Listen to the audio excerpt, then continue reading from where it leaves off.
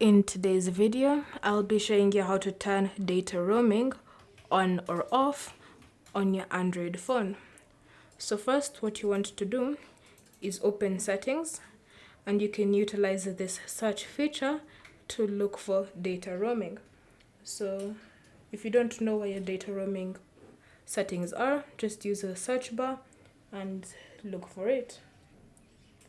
Then once you've seen it in your results, just tap on it like that. It will take you to wherever its location is. So you'll notice that it's in your mobile network settings, and when you go back, it will be under connections. So connections, mobile networks, and then you'll see data roaming. Tap on it like that to enable it, and now whenever you're using mobile data, be sure to remember that it may cost additional charges, so be careful of switching it on or when you're switching it on. To turn it off, just tap on the toggle again like that, and it will be turned off.